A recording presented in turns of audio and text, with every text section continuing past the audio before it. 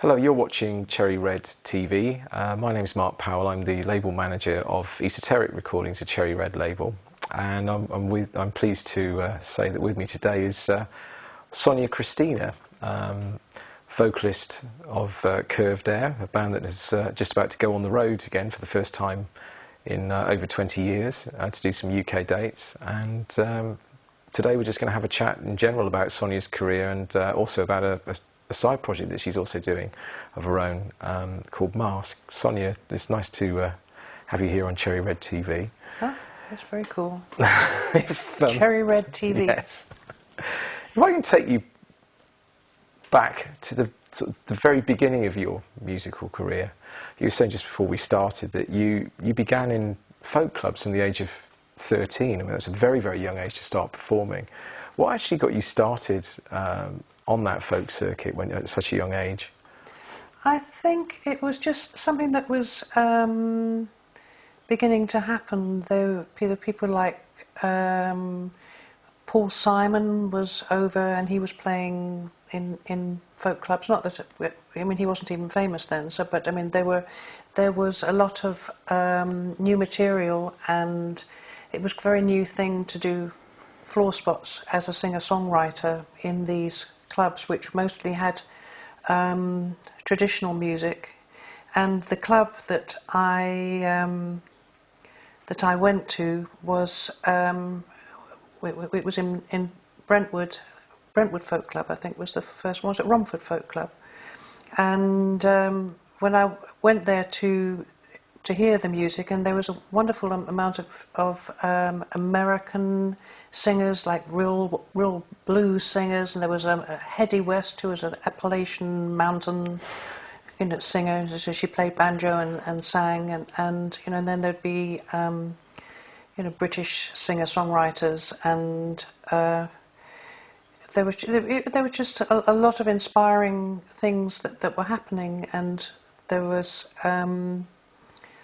And I'd just learned to play guitar, and I think because I wanted to learn chords and learn to sing at the same time. It's hard to know exactly what makes you want, what inspires you to start, because I don't remember the first time I even heard or knew about folk music as such, apart from at school you sing whatever all those, you have these folk songs that you sing with the ash tree and things like that. Right, everybody sings in schools, and so they were folk tunes. And I think I had learned a bit of guitar, and the only sort of guitarist I really knew about was Hank Marvin and Jet Harris. But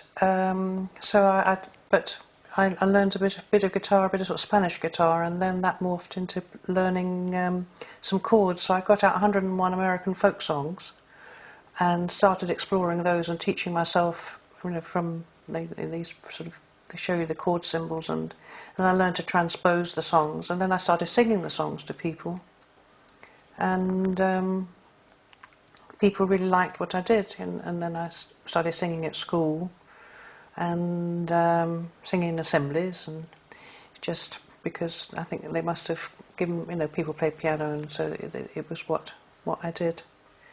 And then so I must have heard that there were folk clubs to play at. I'm not sure where, but by divine guidance I was led to Romford or Brentwood or wherever it was, and then I started singing there, doing a couple of songs from the floor, and I'd already managed to get through songs for other people, with my knees shaking and not forgetting the words, and they were mostly folk tunes, European folk tunes, and some of the songs from this book. And then I started writing my own songs too and sticking them in with that, just very simple songs. Then that was going well, so then I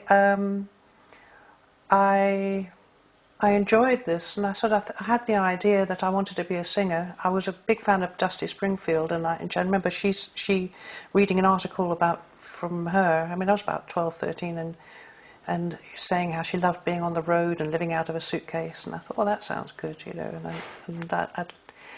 so this was what I was doing, and the kind of music that I was doing, and the sort of arena that was open to me. So I went to London and found myself a manager. after a couple of years, I think, of this, I think, because I was about 15 by the time I met Roy Guest, whose name I'd been given by somebody at the folk club. And then I played and sang some of my own songs to him, and he liked that and said that he would mastermind my career. And so I was still at school and went to college, and I discovered drama, and I'd been doing poetry speaking, and it was all kind of, you know, poetry speaking, singing songs. It's all kind of conjuring up images in a silence in people's heads, and that's the way that I looked at it. You know, I really got into telling the stories of the songs, and the fact you had pretty melodies and things as well was lovely. And so with him, I went and I did all sorts of things. I did people's parties, I did other folk clubs, I did residencies in London folk clubs with very well-known. So there was a guy called Johnny Silvo who played at, I think it was Swiss Cottage, Hole in the Ground folk club, I remember, and he was played there. I must have played there several times. And Cecil Sharp House, where his office was right next to there. And there were and Roy was also managing Al Stewart and John Cameron, who was Donovan's arranger, and through John Cameron I met Donovan, who I was also a big fan of, and he and I became very close for a while. And I was also you know, John Cameron became my boyfriend for a brief while, and then he became the musical arranger for. He wrote all the scores for Les Mis much later on, so he's well known for that. But I mean, he was doing wonderful stuff for Donovan with Sunshine Superman, and he, you know, he was working on those arrangements whilst we were going out. And then we went down to the studio where Donovan was recording, and then our eyes, Donovan and I, we sort of locked eyes across the studio, and this interesting creature in this shaggy coat and dark curls, and I knew who he was and everything, but he seemed to notice me, and so, you know, so I knew him we went down to his cottage and used to hang out, and, you know, it was all, you know, for a little girl from Essex, it was all very romantic, and you know, all because I'd had this manager who sort of, so I could mingle with all these people who, you know, Al Stewart became a really good friend. And then when I came up to college, this is not so much of an interview. Do you want to ask me another question? No, Should I stop talking? No, you carry it on. It's very interesting. Right, so then when I came up to college when I was 18 in London, I mean, I'd been coming up and down. I'd actually sung at the Marquee already with a band called the Piccadilly Line. I did that when I was 15, 16 as well. I'd come up, and somehow I'd met these boys and learned some of their songs, and so this was a band. It was the first actual band this wasn't a folk band. They were like a pop band. And so I did a gig at the Marquee Club in Wardour Street at that time, and then I saw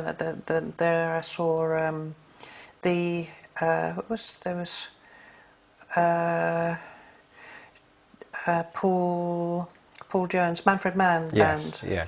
I saw them play there several times, and the Who played down there. And so I mean, I had a sort of a side interest in sort of pop music. From Dusty Springfield, I became interested in blues and rhythm and blues and all that sort of thing. So as well as the kind of the songs which I could play and sing, I was interested in more rocky things. Only because I was used to playing guitar and singing, I was quite a static performer. When I sang with the band, you know, I just sort of stood there and sang.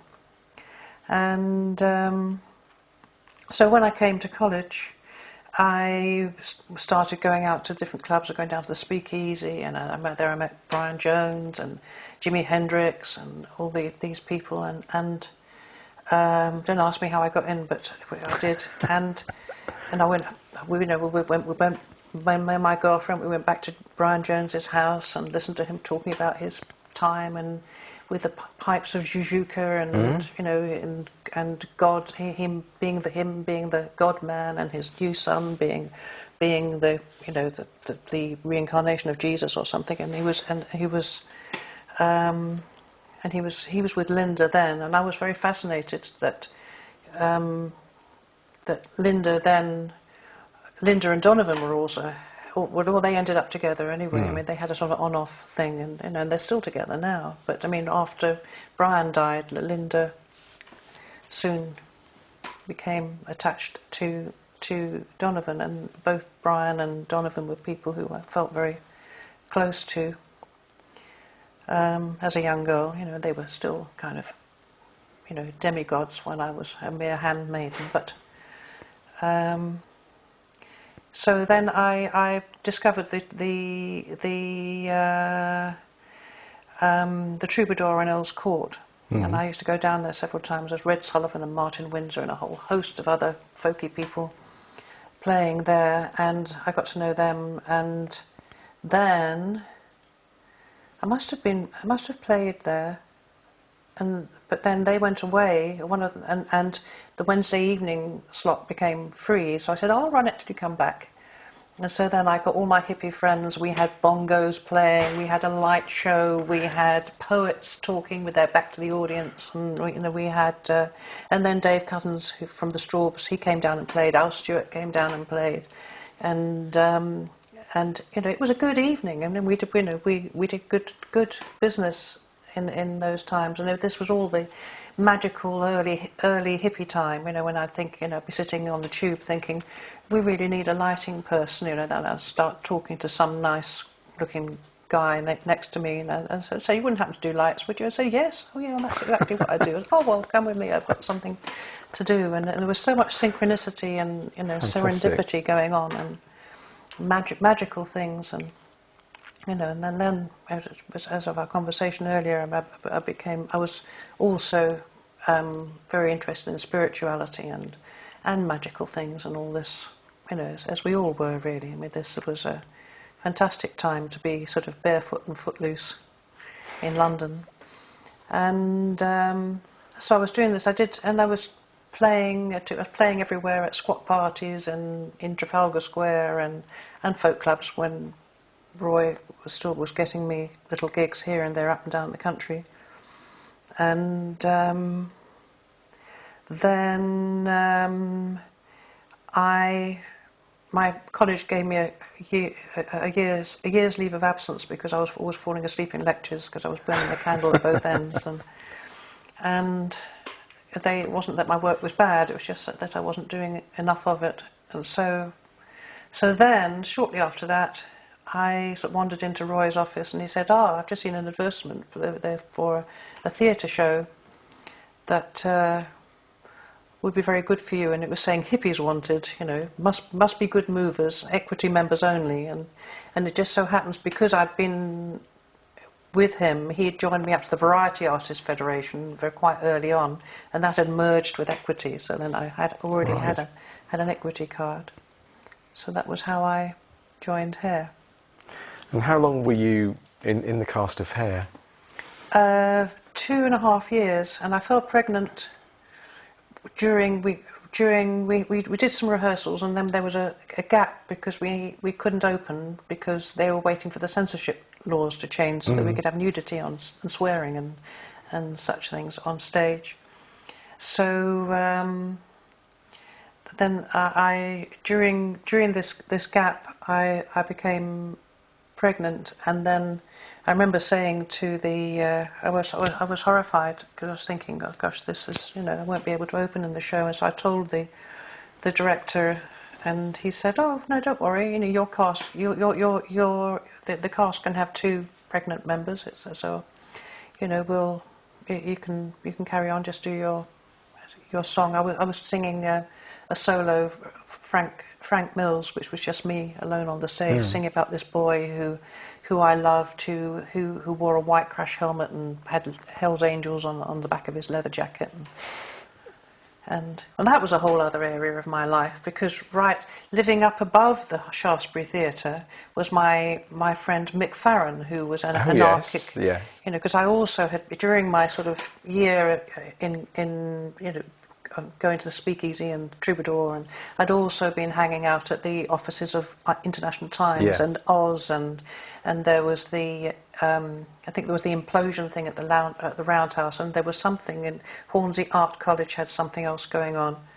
But anyway, Mick Farron was living upstairs, and his friends were the Hells Angels, and there was Buttons, who was the leader of the Hells Angels at the time, and then there was Crazy Charlie, who was the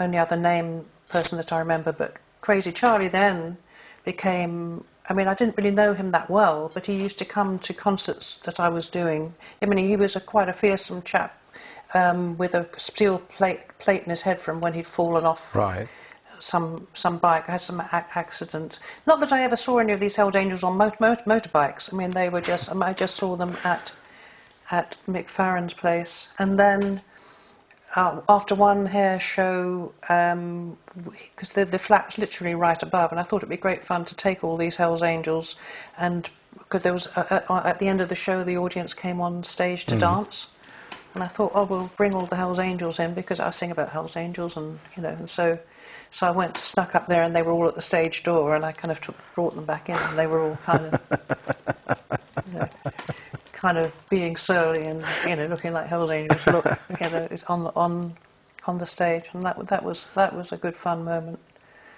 And you know, so I mean, I had all this, and then I also knew the people from Hawkwind and the Pink Fairies, and these were all, you know, so I had this rock life and theatre life and folk music life, and you know, it was so. And so for 2.5 years, so I had my son. I had just had a month off to give birth, and then I was back in the show sort of after a month or 6 weeks. And then after I'd been in it for about 2.5 years altogether, I thought, well, I can't keep on mustering up the energy. We're doing 8 shows a week. It's a lot. And I'd never missed a show. I mean, I was quite proud that all the way through Hair and Curved Air, you know, I never had to cancel a show ever. And, you know, even if I was sick or whatever, I just dosed myself up, and, you know, you'd only have an hour or a couple of hours to get through to be at peak.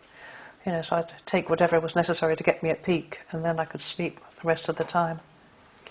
So, so I did that for 2.5 years. So you were saying how intense the performance schedule was with Hair. I mean, that must have, presumably in a way, that must have also helped you vocally to train your voice to be able to cope with that sort of pressure. Yeah, I mean, I had at the time, I had as I discovered from when I first started teaching myself songs and having to transpose them, because I was very uncomfortable above C, you know, or above B flat, really. I mean, my voice could really just, and I could sing higher, but not with any power. And it wasn't until many years later, when I actually did sort of concentrate on examining the voice and things, that I learned how to get through those breaks. I didn't even know what breaks were, really. It was just, I knew how to kind of do little flips with my voice and little yodels and things. But so vocal study was something I did much later. But what Hair did for me was, instead from becoming somebody who just sort of stood and sang, you know, and drama colleges sort of opened up a bit. We did a lot of, you know, we did a certain amount of sort of drama schooly stuff then, but what people in Hair did was much more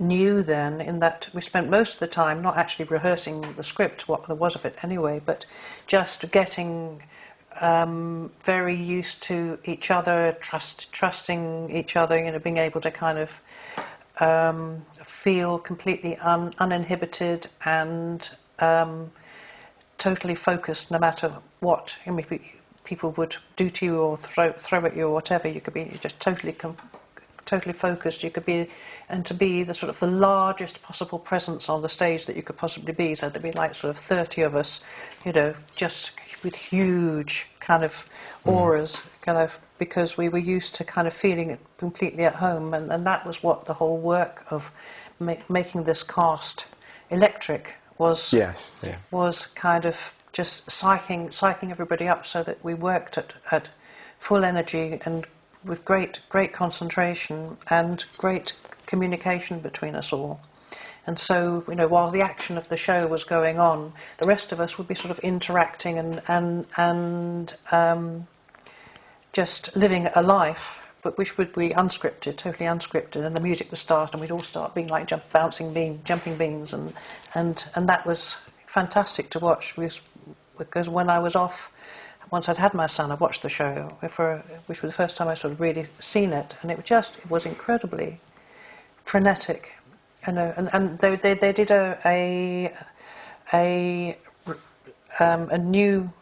I've seen 2 revised versions of it, or whatever they call it when they do a show again.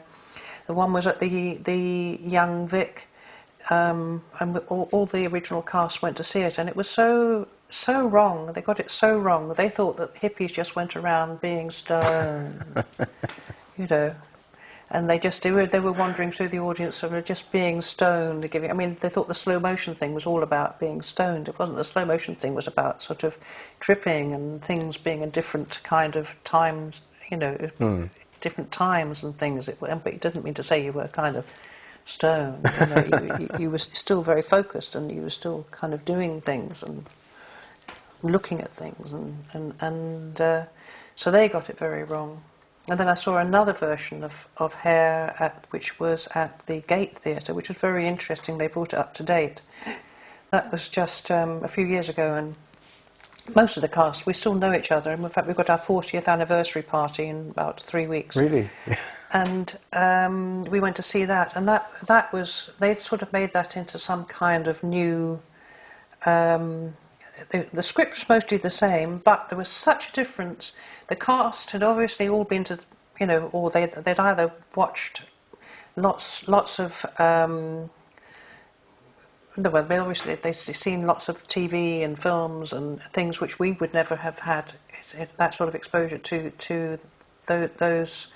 That kind of input on how one is supposed to sound, on how one's supposed to act, because the whole thing with the Hair cast that we were mostly, to start off with, we weren't really kind of trained actors. Some of them were trained dancers, but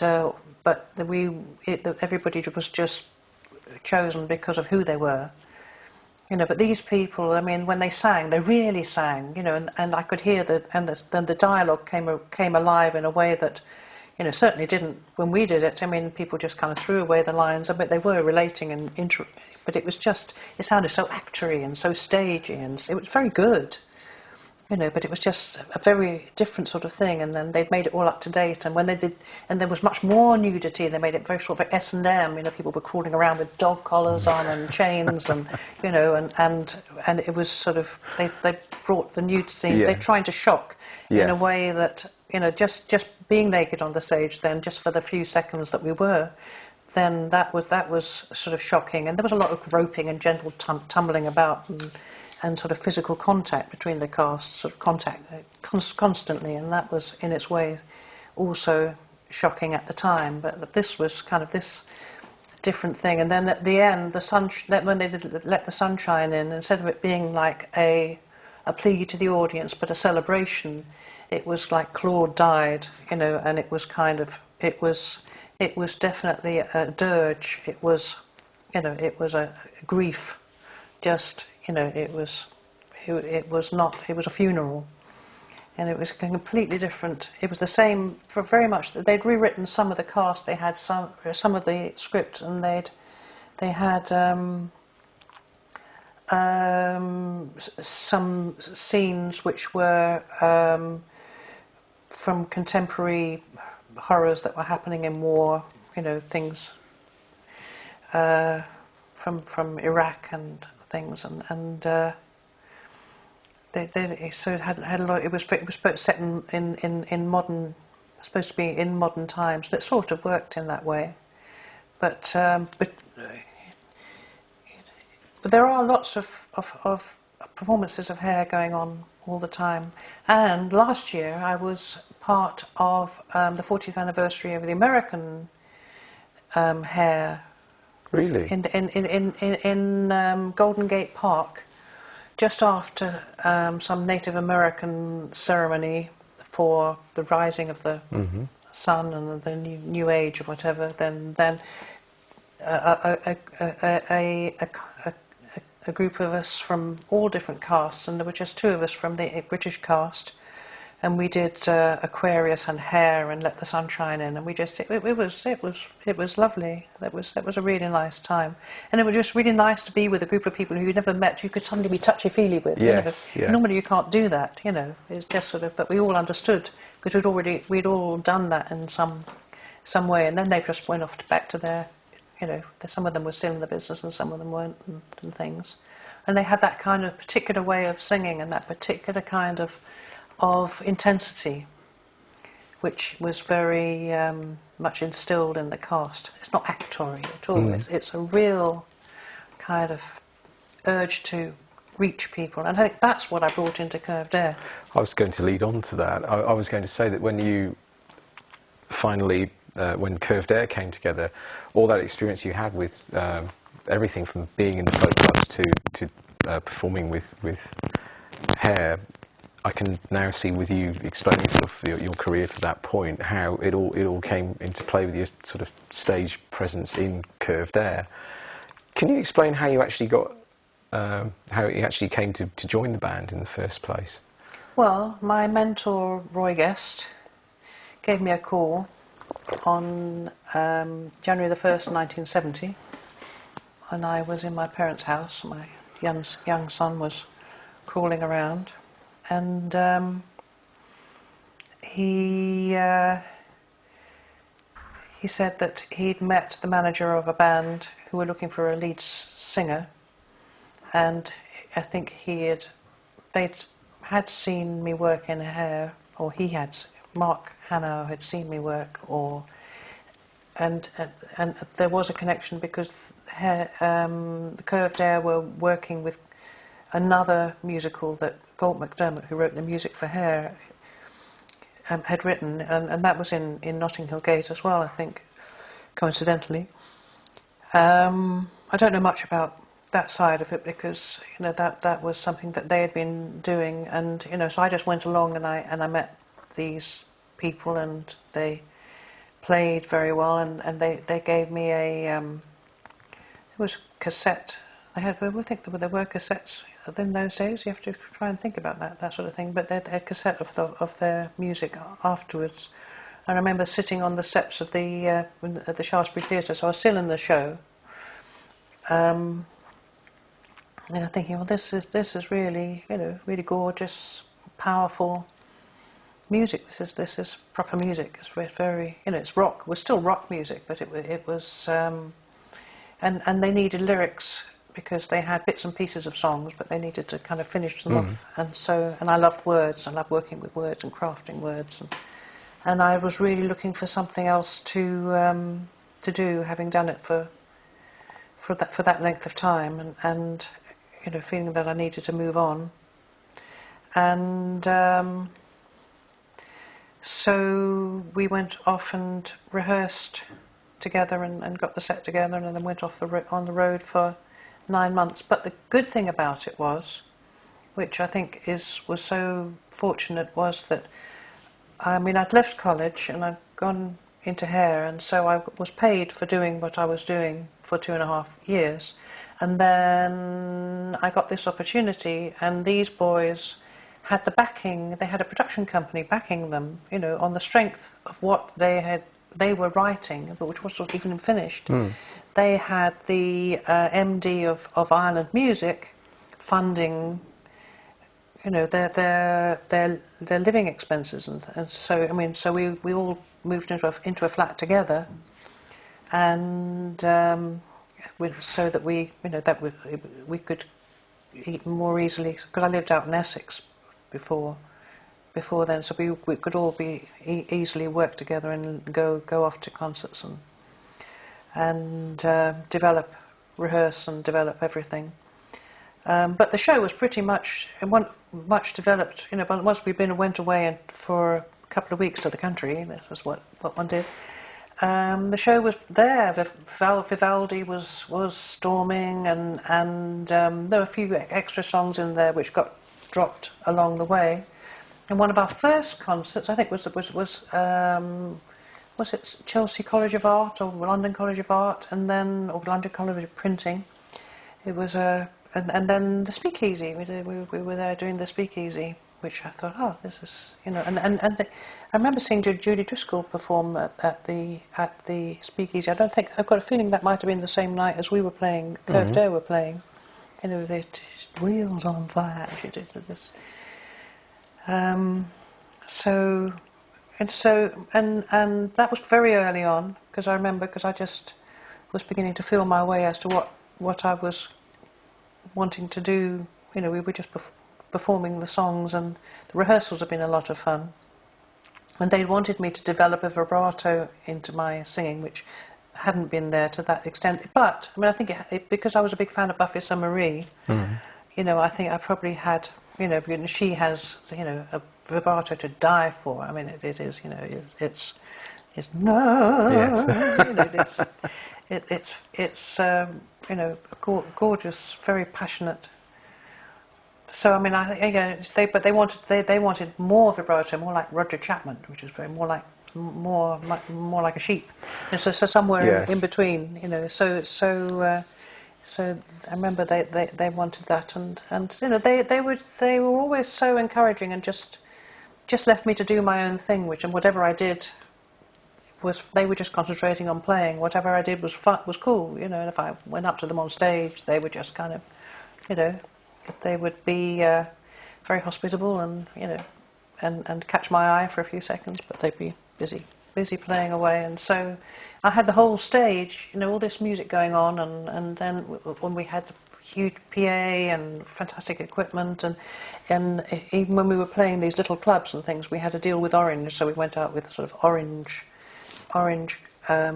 speakers, and we were getting sponsorships for things. So, you know, it's just very, very lucky to be in to get those two lucky breaks straight after each other. Did you find, I mean, at the time, it's probably a bit difficult to comprehend these days, but at the time, I mean, looking back, you were really perhaps the first female lead vocalist in a British rock band, and from that, in a very male-dominated genre and a very male-dominated industry at the time. How did you find it in those days? Actually, holding your own ground, if you like, amongst a sort of a male-dominated. Well, people looking at it, people have asked me that recently. I was talking to somebody who's doing an interview with me about that, and people have such very different ideas about. I mean, I wasn't really particularly aware that it was a male-dominated industry. One didn't sort of think in terms of that sort of thing in the kind of hippie land, because, you know, we were, you know, there were men, there were boys, and there were girls, and, you know, there wasn't really discrimination. We weren't living in the 50s, you know. Sure. It was this was the 60s, and there was much more between young people, you know, out and about playing and partying. You know, we weren't sort of, you know, before we became mums and dads and had homes and things like that, then I suppose things were different then. What fell down there? Your bags just... Oh, okay. Yeah. And, you know, so, you know, it was... And there was free love as well, that wonderful gift that we had before AIDS and things, you know. So there was no chauvinism in the hippie ideology. It was, you know, we were spiritual, mystical beings, and you know, and with the musicians too. I mean, musicians were. I mean, it was more like, you know, they were more like sort of, you know, different kinds of gods, I suppose. In that respect, became a goddess. You know, if you have kings, you have queens. You know, and it doesn't mean to say that one is superior to the other. You know, so I didn't think. I didn't really analyse what I was doing, because of having been sort of doing my own thing with sort of singer-songwritery performances, and choosing my own the songs that I wanted to sing, and I was very much in charge of what I wanted to do.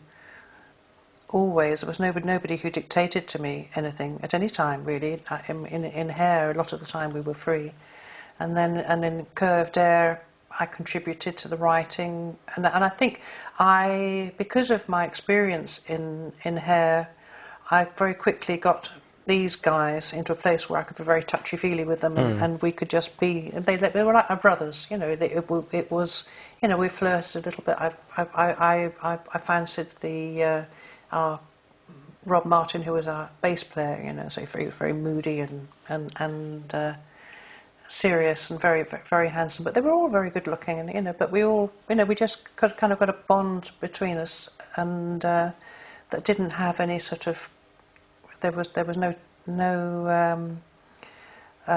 difference in status between all of us, and you know, and there was just, you know, my role was to engage with the audience, but they also, Francis was very good at playing the guitar with great enjoyment, and you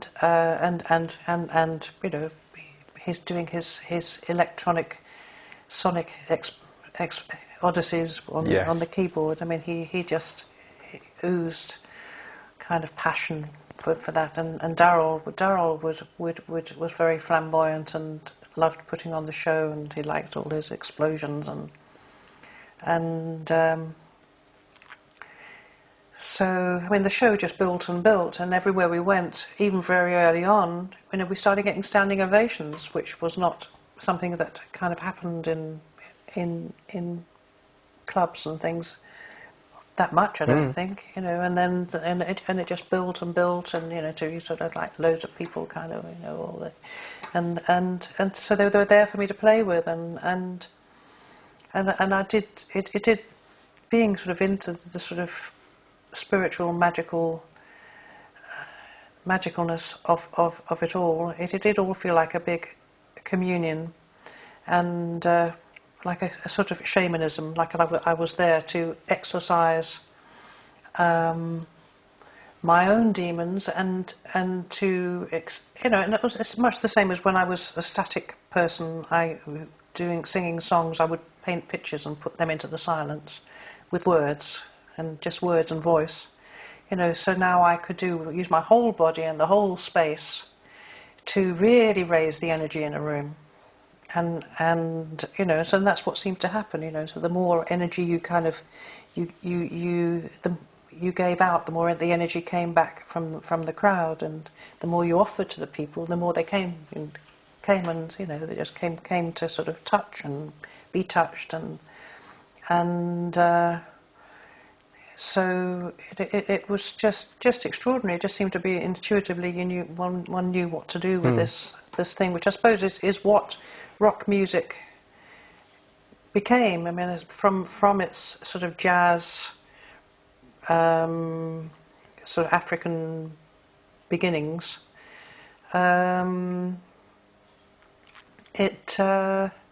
you know, it's always been a sort of a ceremonial thing, isn't it?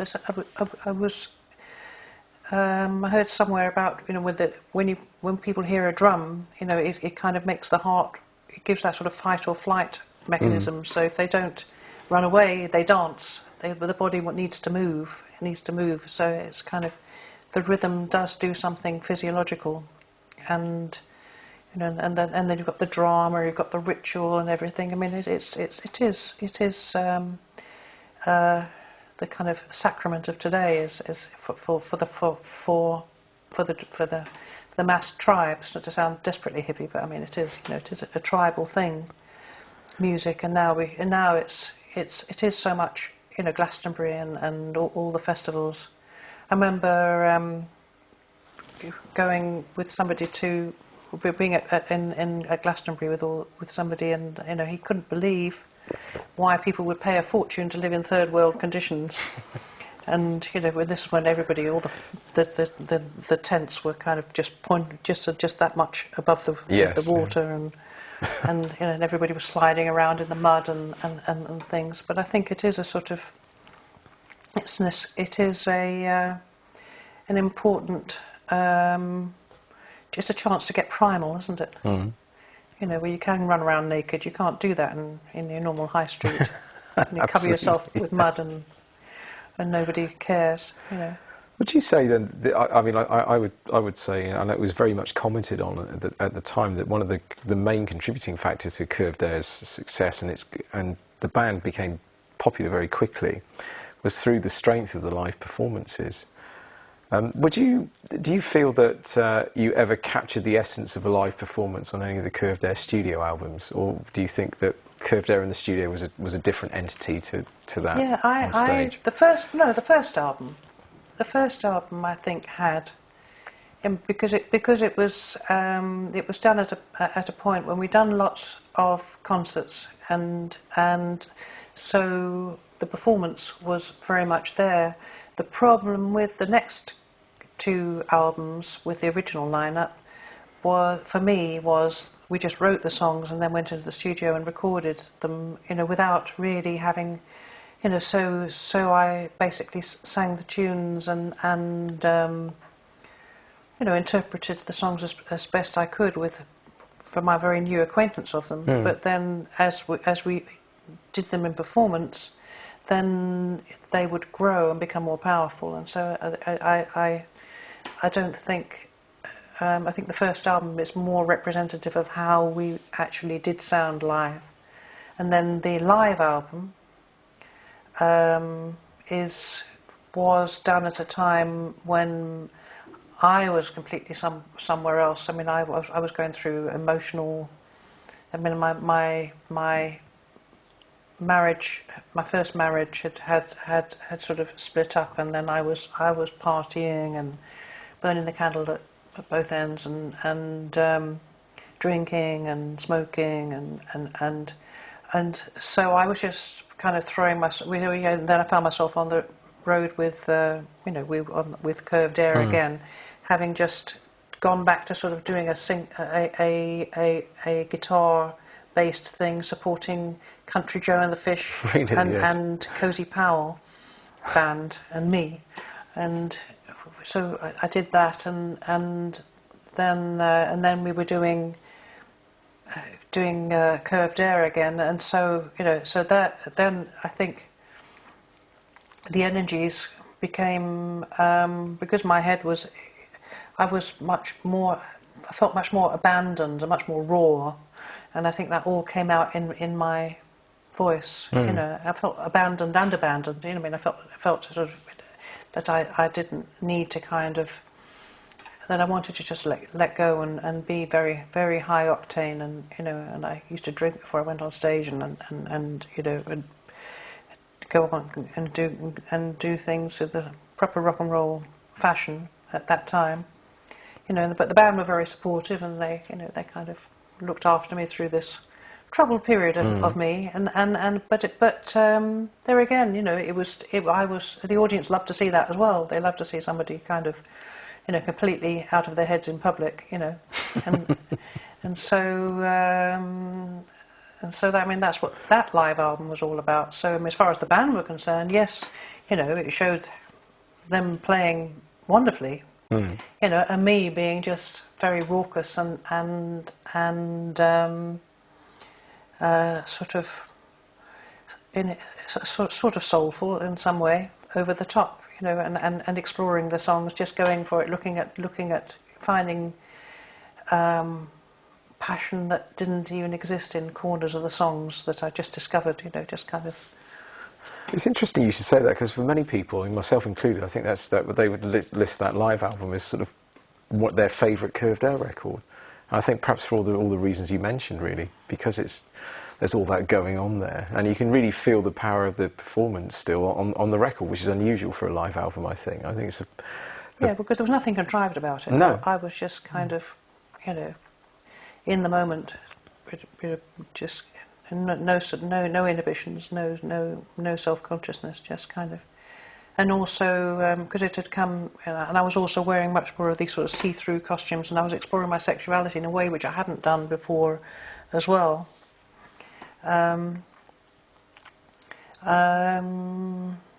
So the image was much more rock and roll too. I mean, the sort of jet beads and you know, see-through things apart from sort of rows of jet covering the and jewel encrusted G-string, and you know, just going on stage. And I remember Florian saying, "Well, you can see everything through there." So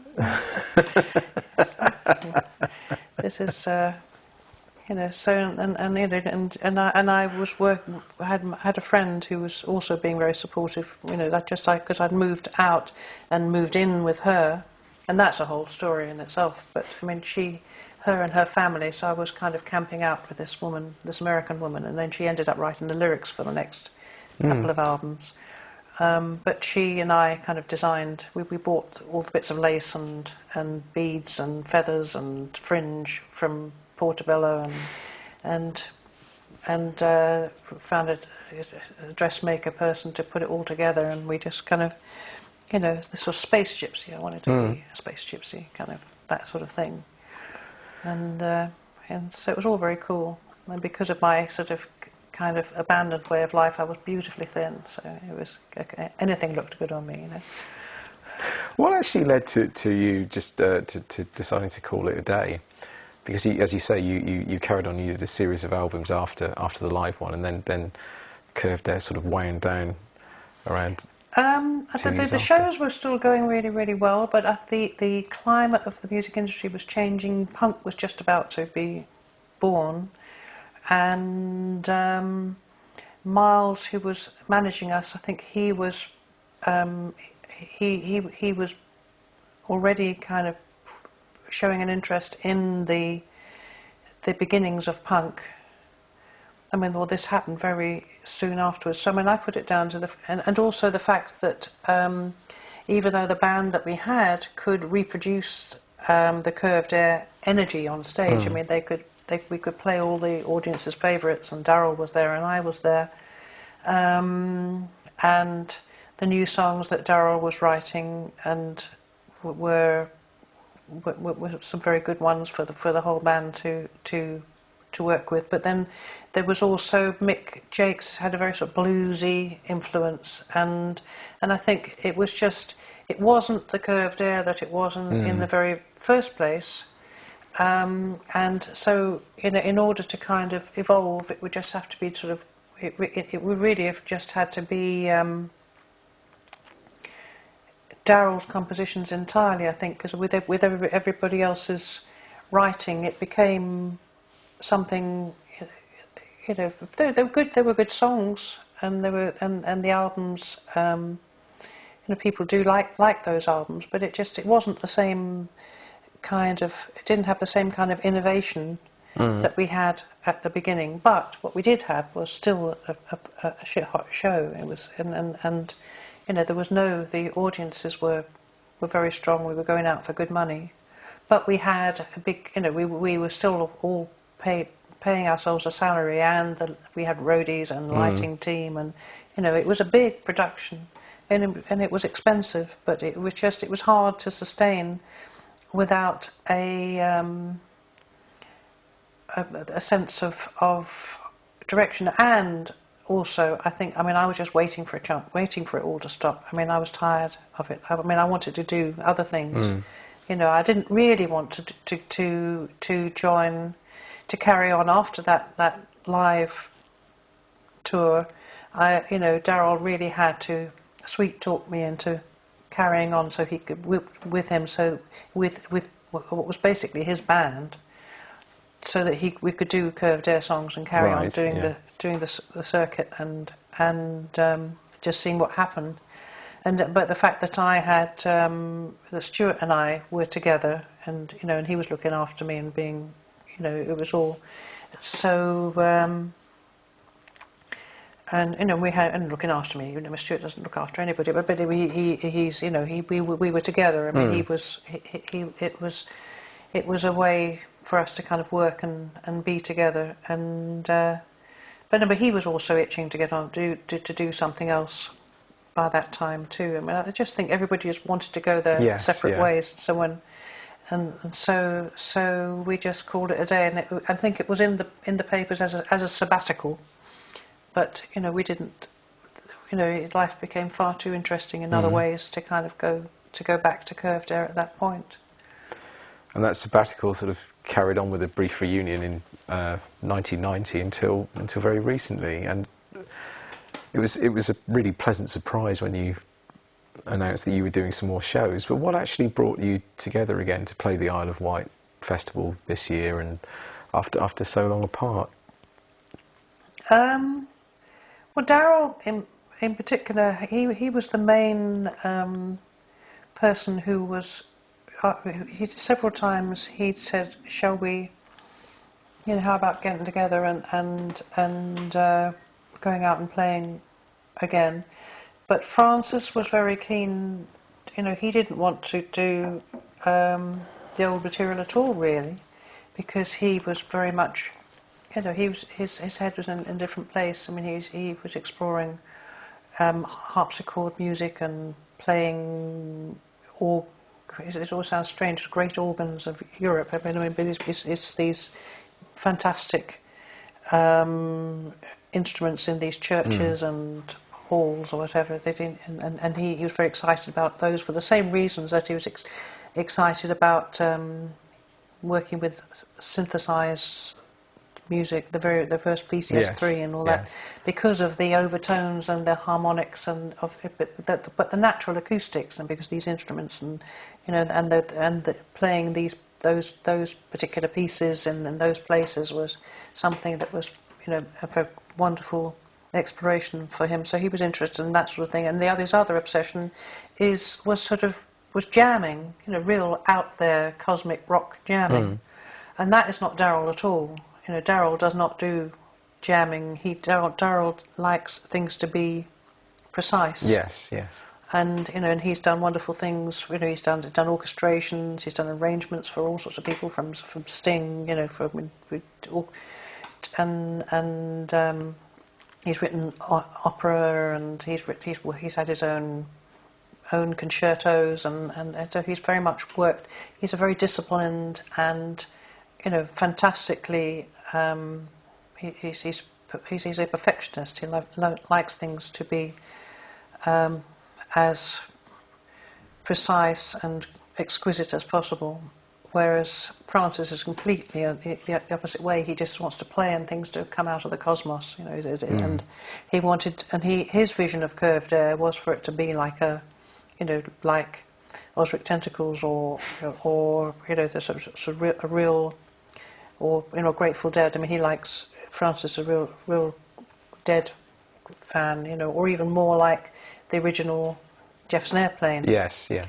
And we should get together in a room and just invent new songs and everything, and that sounds like fun too. But Darryl doesn't.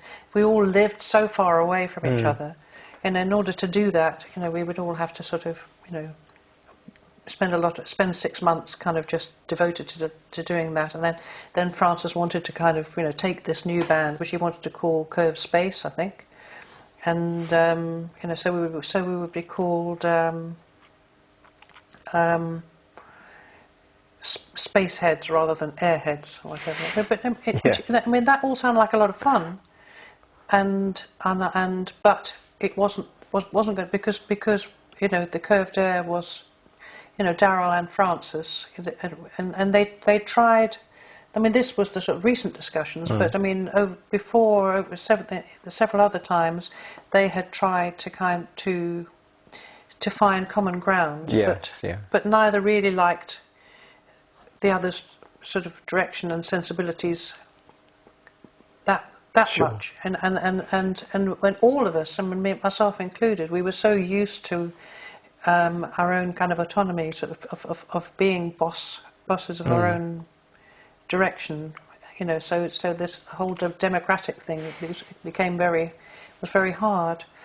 And Darryl did try, but Francis is very idealistic, and he wants you know, he has his vision of how he wants things to be, and he's not one to compromise at all.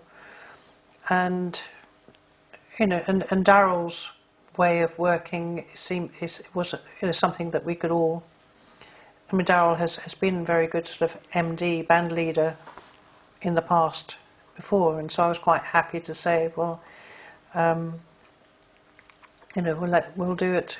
You know, I'm happy for you to kind of to get it together, and but you know, Francis just walked away at that point. You know, he just didn't want to be in a kind of sort of a slick professional outfit. You know, to him that was not, you know, that because Francis is, I mean, he you know, he just is.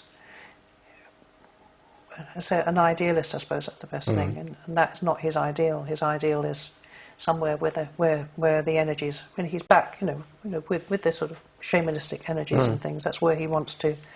That's where he thinks rock music should be, and I agree in a way. But there's no reason why that shouldn't happen within a structure, which means that, you know, you play lovely music together, and it evolves through playing. So we then devised, you know, Darryl very cleverly sort of got us organised into. I recorded in my house, Florian recorded in his house. We're sort of miles away from each other, and then we sent the tracks, the files, to Darryl. I mean, he sent us the templates to record onto, and then sent them to Darryl, who then played everything else, and produced it into what became Reborn, which was also a good way to rehearse and to think about how we would revisit these songs, which I mean, I you know, it is good material, and it is worth bringing it to the audience, and I think the audience do want to hear the songs that they remember, that had a powerful effect on them when they were, you know, in their sort of teens and 20s and things. People like to hear that music again, and I think new music, even there are a couple of new songs on there which are Darryl's pieces. People don't necessarily want to hear that at this stage, sort of new music from Curved Air. And if Darryl and Francis could have worked together, then I think it could have been, you know, in a professional, sensible way. Then it would have been an evolution of the first band, and it could have, you know, if they could get excited by that. But I think that bands are like marriages, is that you're very inspired by the people that you're working with, and it's great and it's wonderful, and they play fantastically, and you bounce off of each other, and then you start to look elsewhere for your inspiration, and then, you know, and you grow apart. And so, and you go off and do your own thing for a while, and you know, you can't necessarily get together and feel the same magic to go and make more babies. Yes. So I see that the work that we're doing as a it's fantastic to see Darryl playing, and you know, he's never played better. He's you know, and he's keeping us all on track, and you know, he's being, you know, very just very just, you know, very precise, and we're very methodical. And when we got the songs together, when we actually got together to rehearse, you know, over a week, and then the new players that he's brought in are people that he's worked with before in the past on projects himself, and and they're wonderful people. Are we okay? Are they? Yes, I think we can. Yes, so we can carry distracted on. by noises off.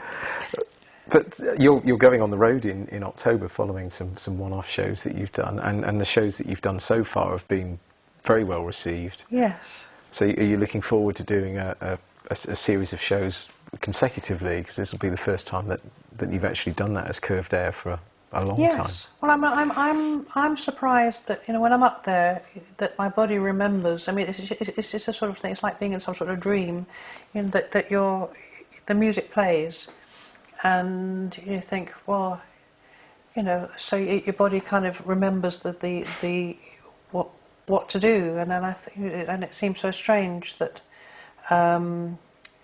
You know, would never have thought in my 20s that, you know, that sort of 40 years later, nearly, that one would be up there doing the same thing in a way, and I think that through doing them, doing more and more concerts, I think that, you know, then it will evolve again in terms of performance and so on, and they're good songs, and it's, and I was when we played the Isle of Wight festival, I was it really brought it home that there is nothing else that sounds like Curved Air that's out there. I mean, the other guitar-y bands seem to have a completely different mixture of influences, and the way they sing is different. But apparently Curved Air was an influence on Radiohead. I think you can hear a thread that's going through with a new wave of bands, and I think it's still very current, and the way you present it is very contemporary still. Just one final thing before we wrap everything up. You've got another project which you're involved with called Mask. Yes. Can you just explain just a little bit about that before we finish? When I did take time away from music after Stewart and I went our separate ways, and we split up when I had been working. I'd gone back to my acoustic roots, and I'd found some wonderful players who took me around. We revisited all the folk clubs and took light shows, and that was yet another adventure. That was in the sort of when Stewart and I were still together, and then it became apparent that Stewart's life and my aspirations, I wanted to get back into performing at that point, and his wanting to kind of, you know, go off to America and have a wife that sort of just supported him and could follow him and to LA, and whilst he was being a sort of film producer. I mean, there was, it wasn't sort of, we'd had a great time over sort of 16 years we were together, but it was just, there was differences. He'd changed, you know, with, you know, maturity and having been a successful man for a long time, whereas I was still hankering after cafe society, and he said he sort of, you know, he felt out of place down in those sort of places, and he felt like a closet millionaire was his quote. He sort of coming down there because everybody there is, you know, they're all at their start of what they're doing, or they're just very talented but they're completely unknown. And anyway, so when we split up, I came to London, and then I had a boyfriend, and we were together for 5 years. But then when he left, he just, and that was a big shock to me. And I went to I was very depressed, and I was also having to deal with the sort of early teens of my sons, and that was very difficult for me, you know, because it's very challenging raising teenagers, and had chosen to be very hands-on when I moved to London to be with my children and to be there for them, and so I hadn't had time to write or think about music and you know, because I just was being a full-time mother, and then I was beginning to get back into music again, but I still couldn't write, and I was still very low in my sort of mood. I suppose it's my age, the time, you know, the time of life, you know, sort of midlife, whatever, and not being in a relationship, which was very unusual for me to not have somebody there in my life, you know, to have fun with and just to be with, because I'd always have had a travelling companion, and this was difficult and very and my children weren't sort of easy travelling companions. So I decided, and I'd been teaching as well, and I'd also been studying sound healing and doing these other activities that could fit in around, which did keep me in touch with music, but it wasn't to do with me writing music or whatever. This is when I'd been, over these years, I'd been exploring the voice, and I'd learned about voice production, which I'd learned about years before in college too. And I was working with singers who were working in studios, and I worked at Middlesex University for 6 years, which was great. It was like the kids from Fame, they were. So I was introduced to lots and lots of songs that I wouldn't have met otherwise, musical theatre songs, jazz songs, different sorts of songs, and who other people were working on, and I was just listening to them.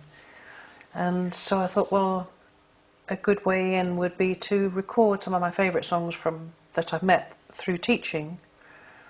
And so I got together an album, but I didn't want it to be like, a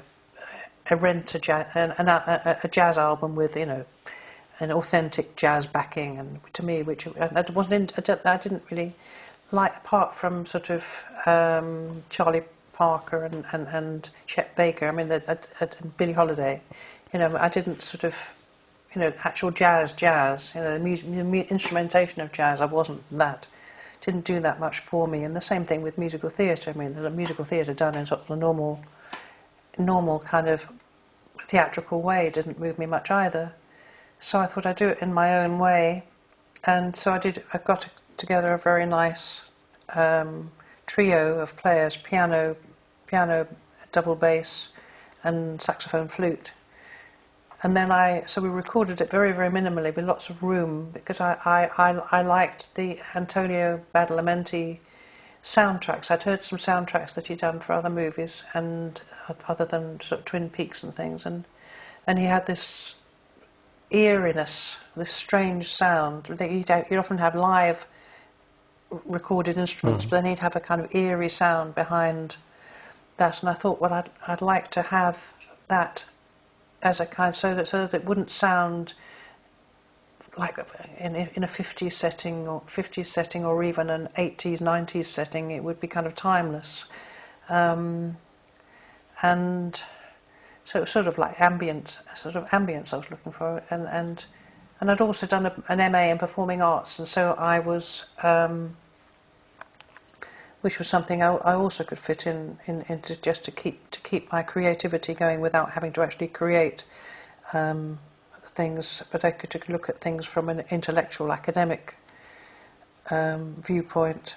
And so I'd been given an overview on sort of what was happening in dance, what was happening in sort of cross-cultural things, on postmodern works of art and postmodernism and theatre and filmic things, and the visual arts and all these sort of things, which hadn't really kind of sort of put it all together. But when you do an MA, you kind of sort of look at everything, and you have wonderful people to come and lecture to you and things. So my mind was really open, and I was really ready to kind of move into a more arty environment with my music and things. So, but it just so happened that somebody who was doing things in that environment already was Marvin Ayres, and he was doing installations. He did an installation called Sensory, which was being shown in some galleries where it was just black and room with this film, abstract film thing that was happening, and wonderful sort of floaty ambient sound, which he created entirely with layers of cellos and violins, but it was just so gorgeous, the sounds that he was making, and I had heard this music, and I had I'd met him, and he'd given me a CD of his called Neptune, which I loved as well.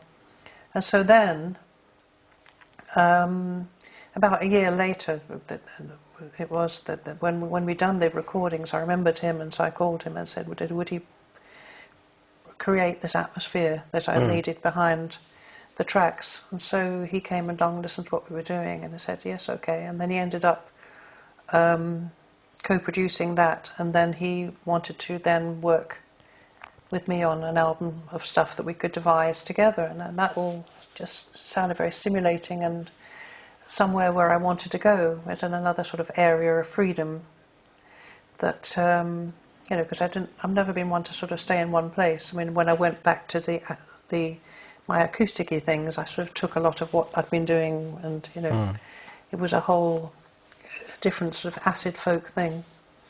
And so with this, it meant that we could then moved. And we recorded our album, and then we found filmmakers to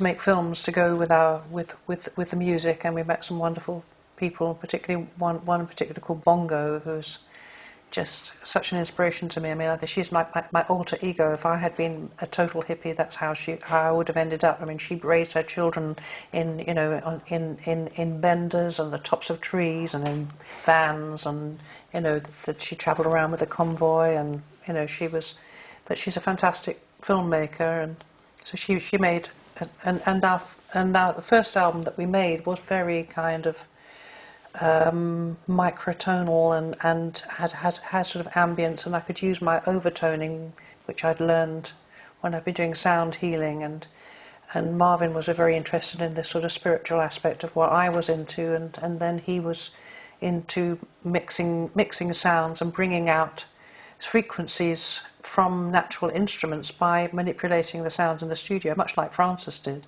So in a way, what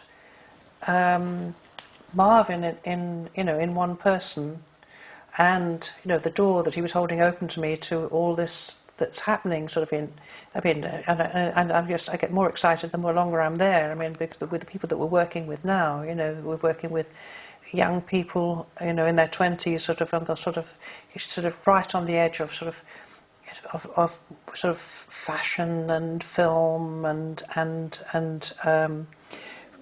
wonderful staging, and sort of St Martin's graduates, and it's and then you become aware of how that influence is actually is everywhere now. There are quite a few bands who are almost taking the galleries out out to the people, and there's mixtures of whereas there used to be Peter Gabriel and these various people who are doing this sort of arty art, and also of course Bowie, who was mixed with what was happening then with the Velvet Underground and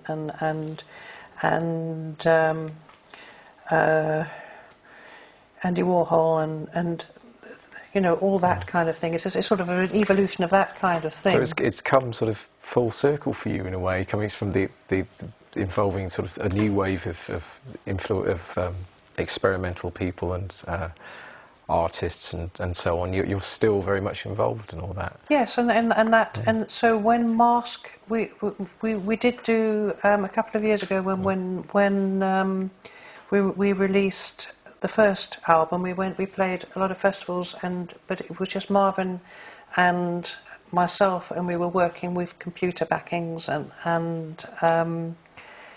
we were sort of getting a feel for what worked and what didn't work and what we wanted to do, and what came out of that was what we want to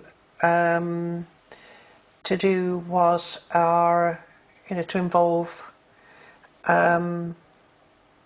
to make it more a show rather than just a band, to make it and not really so much a theatrical, more filmic, or just it's sort of to be so when people come away from that, they say, well what was that? And so now we're working with this guy called Pavel Rudanovsky, who is, he is to me. I mean, he hates the description, but to me, I mean, he's like an Andy Warhol of today. I mean, he's a young man, black hair flopping over his eye like this, and he's full of energy, and he's networking everywhere, and he knows he has introduced our music into the clubs, where there are people like who there's this club called Cash Point, which is sort of has evolved from the Lee Bowery days where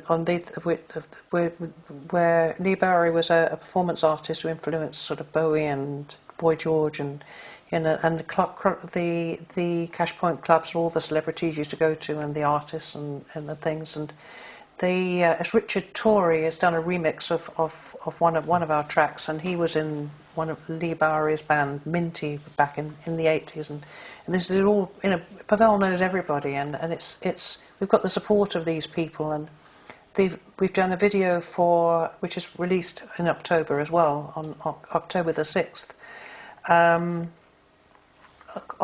the album, our new album is called Technopia, and it's that I think is going to be released it may be released later this year if there's time to bring it out. It depends on the timing, because we've just got a big label involved, and so it may be released then, or it may be released earlier next year, but we'd like to get it out now.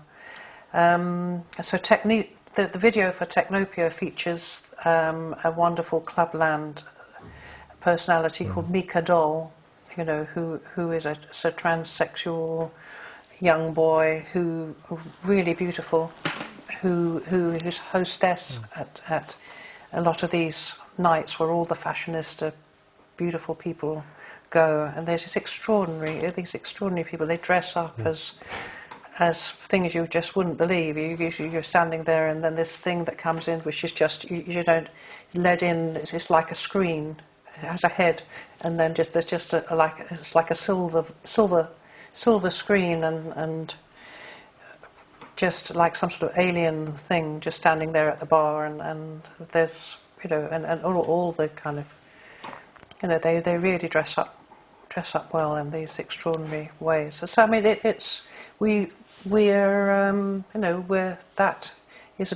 couldn't be a better environment for our Technopia work, and so when we do our shows, which I want to do around whatever opportunities Curved Air have to perform, but I wanted to bring the attention of the people who come to see Curved Air to come and see what you're up to now. Yes, because we will be using 3D technology. So, and this is fun.